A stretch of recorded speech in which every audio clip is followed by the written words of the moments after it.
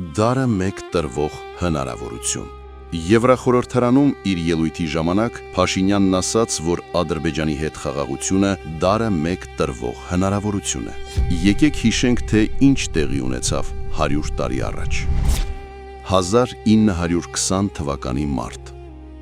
Թիֆլիսում Հայաստանի ու Ադրբեջանի միջև խաղաղության համաձայնագրի կնքումից մեկ տարի էլ չէր անցել, երբ ադրբեջանցի զինվորականները հարձակվեցին Շուշիի հայկական թաղամասերի վրա։ Ադրբեջանցիները չխնայեցին ոչ կանանց, ոչ երեխաներին։ Կոտորում էին ամբողջական ընտանիքներ, դիակները նետում էին ջրհորները, պղծեցին եկեղեցին, հայ եպիսկոպոսին կախեցին ու ողջակիզեցին ոստիկանության պետին, թալանեցին, ավերեցին ու դատարկեցին։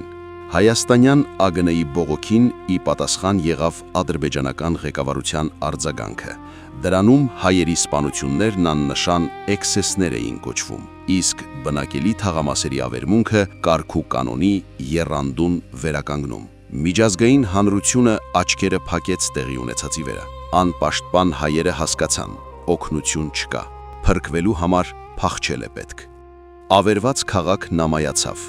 այնտեղ ոչ մի հայ չմնաց։ Քաղաքի ավերակների վրա բարձրացվեց ադրբեջանական դրոշը։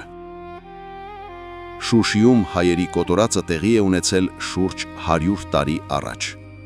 Այսպիսի դարի հնարավորության մասին է խոսում Նիկոլը։ Իսկ դուք հավատում եք Ադրբեջանի հետ նոր խաղաղությանը։